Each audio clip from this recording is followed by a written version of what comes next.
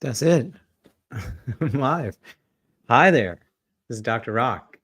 That is spelled RAK, pronounced ROCK. I am the lead physician, lifestyle medicine physician at Rak Your Life.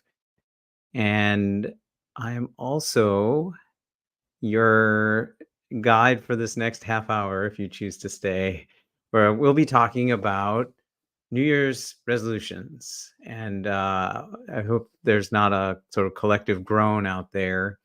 And if you're watching this live or recorded, thank you for being here today. I'm here every Wednesday, 11 a.m. Pacific, 2 p.m.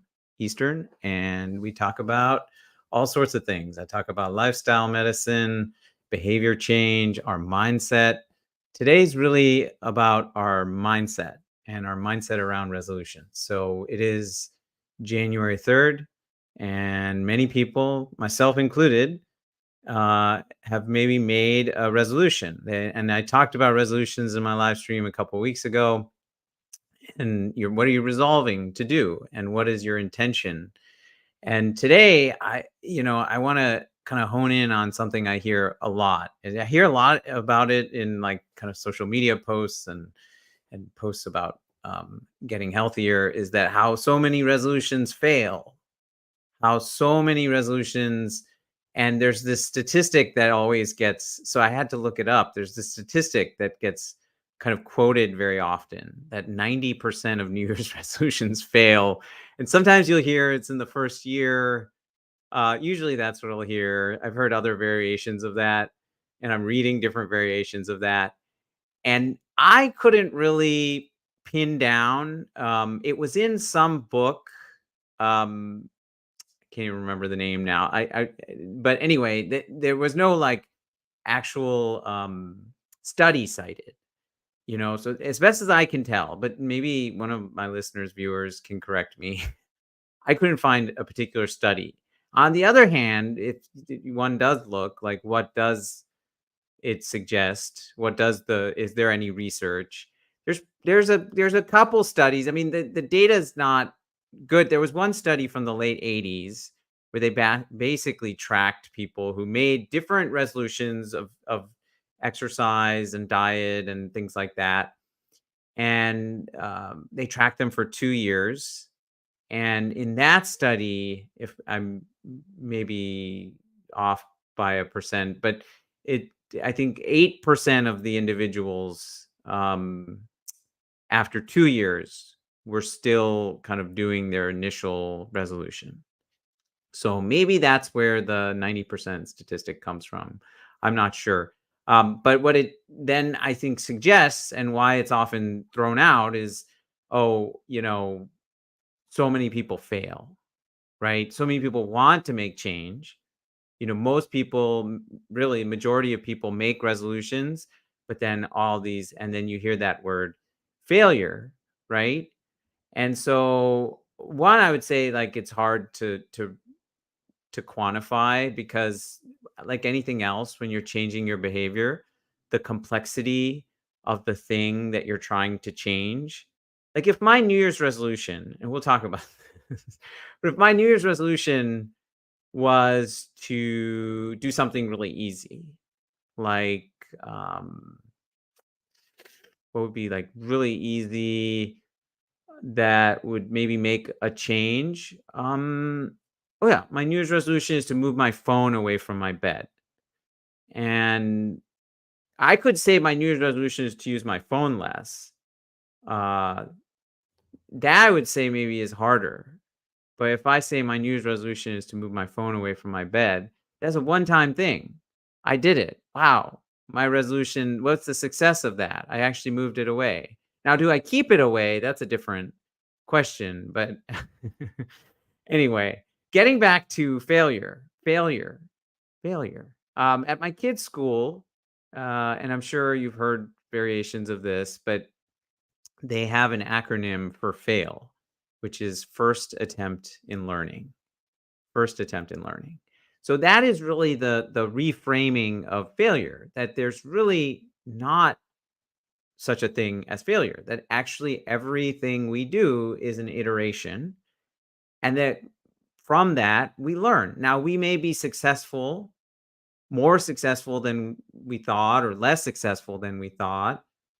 We may not get the desired outcome initially.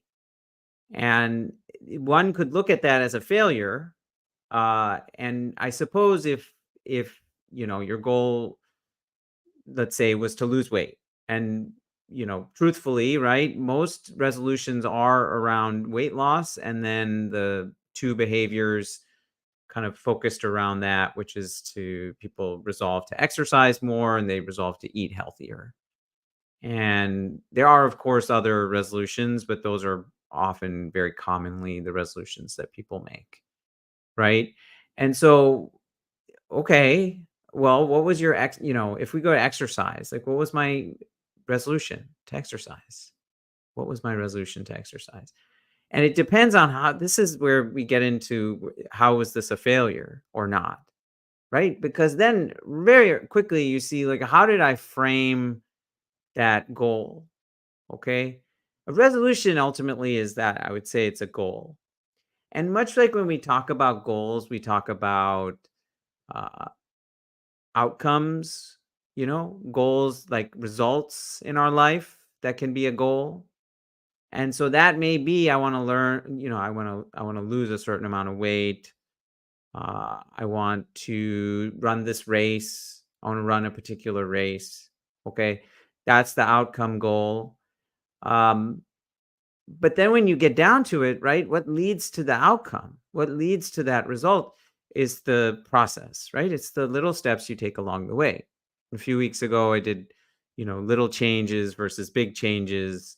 And I think when I caution people about New Year's resolutions, is there's this feeling that you need to make a really big change, that your resolution, because it's a special time where motivation is high, that you should make a really big change. And about that, I would say, one, true, recognize your motivation may be, you may feel more motivated to make a change right now. That's actually a really good thing. We'll come back to that in a moment. On the other hand, if it's a really big change, a really big new thing, a new behavior that I haven't done before, then the question is really sustainability and consistency. The results come as the results come because of consistency, because you did something regularly. Okay, well, why do you do something regularly? It's like, why do I do most things regularly? And why do quote unquote bad habits have an easier time sticking? Like, why is it very easy for me to develop a habit of eating a piece of candy if there's a bowl of candy in the office I work in? Right? It's because the sugar is addictive, and so that habit will form very fast, right? So in that way, you ask yourself, well, how do I make the thing that I want to do that will lead to the results I want? How do I make that addictive? Addictive is maybe not the right word, but how do I make that enjoyable? How do I make that something I want to do? And so then you back up and you're looking at it completely differently. You're not asking the question, like, what is going to lead to the results fastest, right? No, not at all. Because oftentimes the thing that's going to lead to results fastest is the thing that you don't want to do. It's the thing that you're forcing yourself to do to get to that result. And then guess what? When you get that result, you're liberated. I don't know how many times I've done this in the past. I've heard people say, diet is over. I'm free. I don't have to do this anymore. I don't have to punish myself anymore. Okay. So are you resolving to punish yourself? That's the question you have to ask yourself. Are you resolving to punish yourself? Are you resolving to love yourself? And that's a very, very important dichotomy from the very beginning. Because anytime we resolve to punish ourselves, we can only punish ourselves for so long before, you know, enough is enough. I rebel against myself. We all do. So first start with the place of love. Okay. Because then if you say, if I'm someone who loves myself, if I was talking to a friend and helping them figure out what's the best way to start exercise if they've never exercised consistently or regularly before. How would we explore that? Hmm. Well, were there things that you did when you were younger that you really enjoyed? Have you ever exercised or moved your body in a way consistently in the past that feels good? Well, what are the things you do right now where you're up and moving? Oh, you like to garden. Okay. That's actually a really good form of movement. Let's think about how much gardening are you doing, and oh, you like to dance. Well, how can we be intentional about incorporating more dance into your life? Because it brings you joy and you get all those benefits of movement. And that's a place of love. That's you asking yourself, how do I treat myself? How do I treat myself with love? Not how do I punish myself? How do I resolve to treat myself with love? And and in thinking about then what happens next, right? Is there failure if I love myself and I want myself to start moving more? If my value is I want to start moving more. Uh and I set a goal. Okay, I'm going to go on a walk 3 times a week. And I'm going to go at this time in the morning, and guess what? I do that for a few weeks, and then weather turns. It was raining. It was kind of cold. Didn't go for a couple days. Um, then I stop. Then I stop going. Now, in that moment, you might stop and say, "Oh, okay, that was a failure. I wanted to walk and I didn't walk." But you can also stop and say, "Well, those few weeks where the weather was nice, actually, like, I was quite enjoyable. And then suddenly the weather changed and I didn't want to go outside anymore. It wasn't enjoyable anymore. Huh. Okay. Well, if I love myself, like I'm not going to, you know, torment myself. Let's figure out a way where I can respect that value of movement in my life that feels good, that's important to me, even when the weather is bad outside. Like, what could I do? You know, my mother's a great example of this. I don't know, mom, if you're watching. Uh, when they live outside of Chicago, and when it's cold, often cold outside, snowing, whatever, she just walks around the house. She just, she's like, I'll get my steps in. And I've told so many of my patients and clients that, and yeah, I have patients and clients who say, yeah, I just walk up and down the hall in the apartment building. I have one patient, she told me we go to the super Walmart and we walk around the store. And she said we always have to be careful because end up buying more things. But so watch out for that. But you see, in that there's this learning, like, oh, I don't like it, doesn't feel good to walk out when it's cold and rainy. And how could we iterate and get even better so that I still get to do that, right? So that's how you rethink failure, because there is no failure. There's just learning. There's no failure. There's just learning. And then you look at everything in your life that way. And then suddenly, like, it changes the dynamic because you jump into everything with this curiosity, like, what am I going to learn from this? And it may not go the way I expect. And often it won't, in good ways and different ways. And then what did I learn from this? Okay.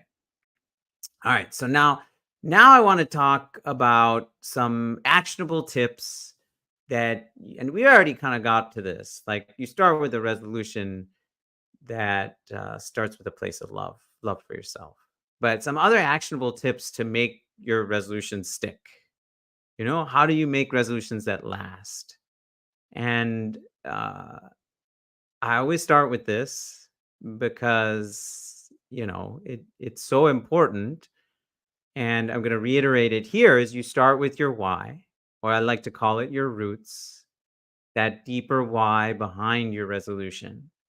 So that gets at, first of all, and where is this coming from? Is it coming from a place of love? Is it coming from a place of judgment and restriction and punishment? Huh? But why are you making this? Why do you want to improve your health? You know, and who is who is benefiting from it? You're benefiting from it. How are you benefiting from it? I'm going to feel better. I'm going to have more energy. Who else is benefiting? I'm going to be a good example for my kids. Huh? So always start with that. And I say it, and I say it every time, write it down.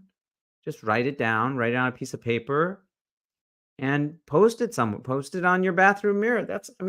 Honestly, that's what I do. If you don't look at my bathroom mirror, I have messages written to myself, affirmations, pictures of my kids. Those are the things I want to see all the time, right? Those are the things I want to be reminded of all the time. So put it in a place where you're going to see it. And your bigger goals. This is to say that I may make a resolution to do something, but my bigger goals can be light posts or lighthouses, light posts, lamp, whatever. And so I may want to run a certain race. I may want to take a trip.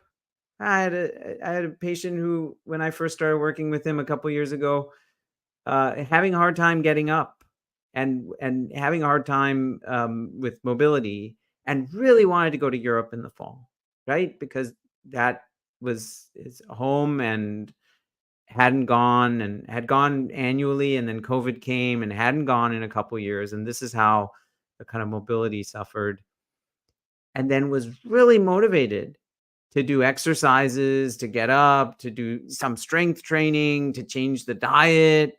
It was incredible, right?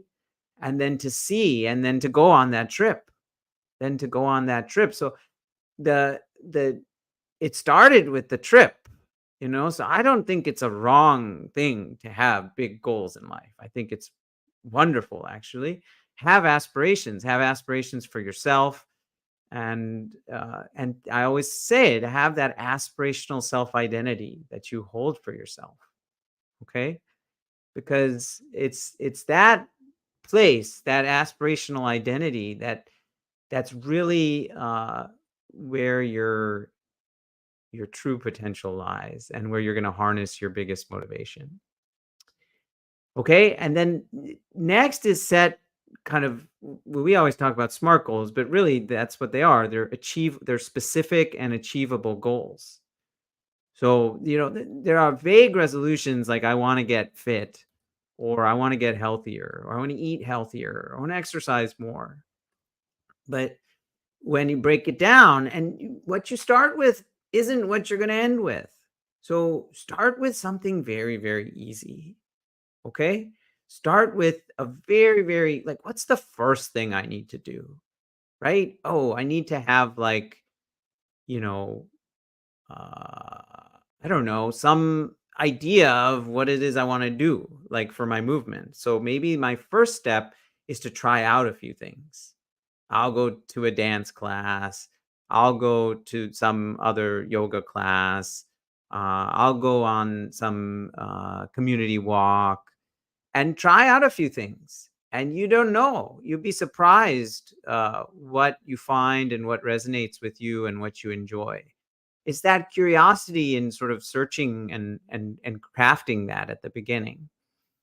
I mentioned a lot of things there, like, that are aspects that you might want to include, and that's a support system, right? And so it might be that you have an account, somebody you're meeting up with for your walks, and that could be a friend or a family member.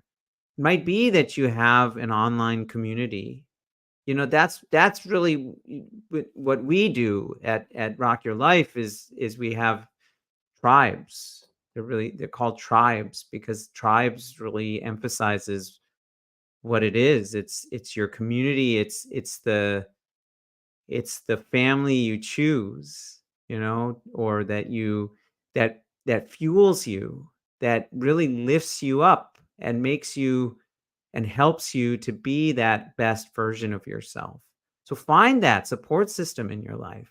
It's there, or if it's not there, just work to cultivate it and look for it. Once you start looking for it and putting that energy out there, it really starts to come into your life. And And that can't be understated, actually. I think,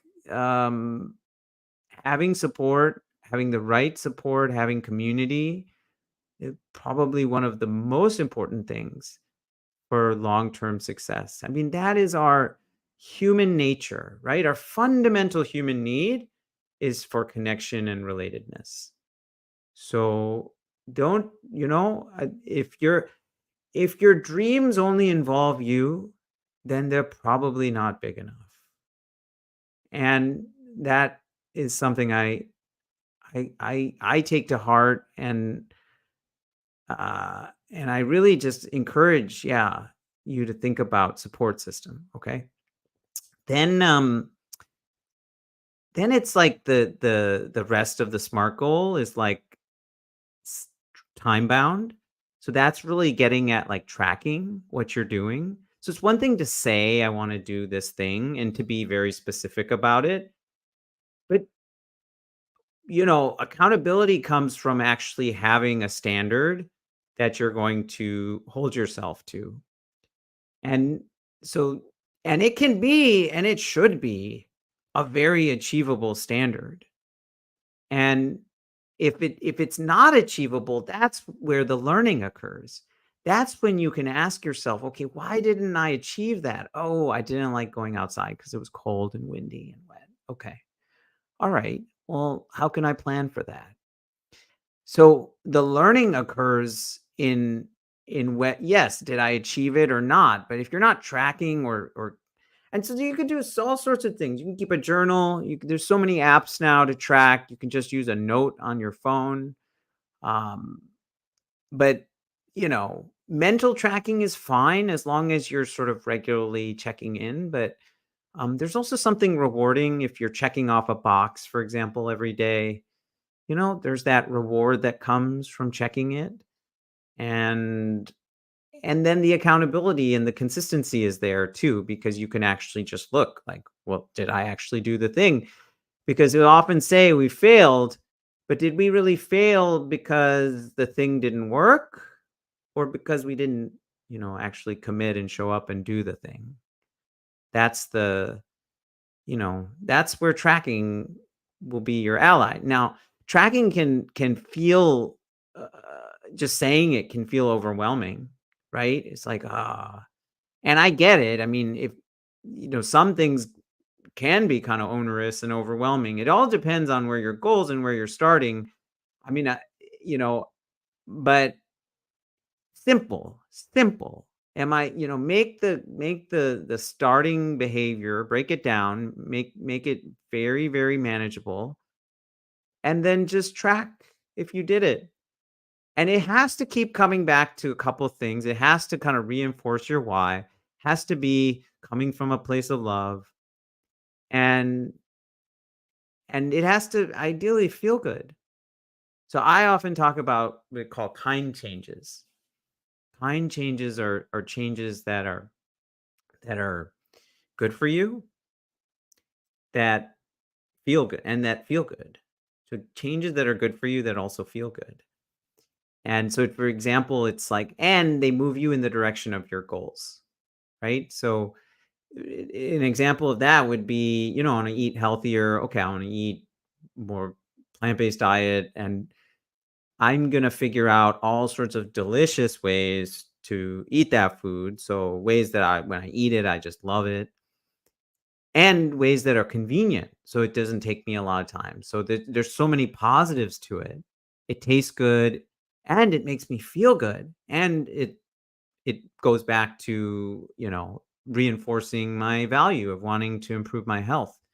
And it goes back to reinforcing my value of showing myself love, showing myself love. So, yeah.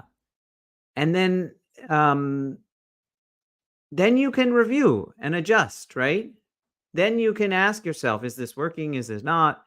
And then you can set even bigger goals, right? So I always say to myself, to patients, to clients, like, you're starting with something small. It doesn't mean that it's always going to be something small.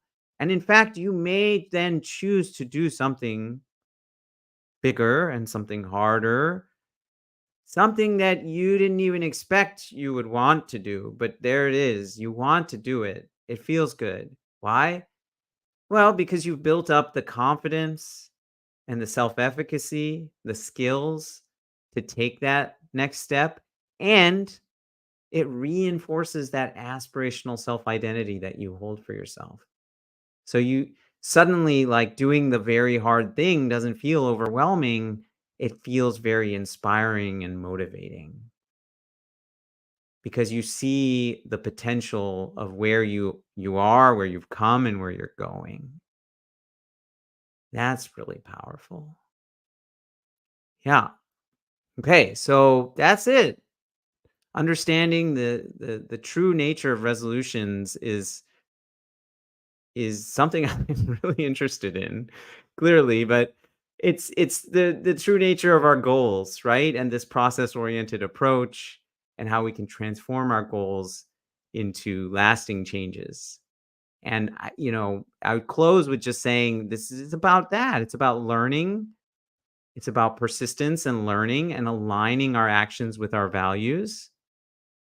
And foremost, you ask yourself, is one of my values to love myself? To really, really take care of myself, to nourish myself, and then start there. Start there and then see the behaviors that you design and how they'll look different. And then see the consistency that comes with those behaviors. And then see the results that come in your life. Anyway, so appreciate all of you. Thank you for watching. You've watched live, recorded, and here's to a year of meaningful, achievable resolutions. And I will see you here next time. Thanks a lot.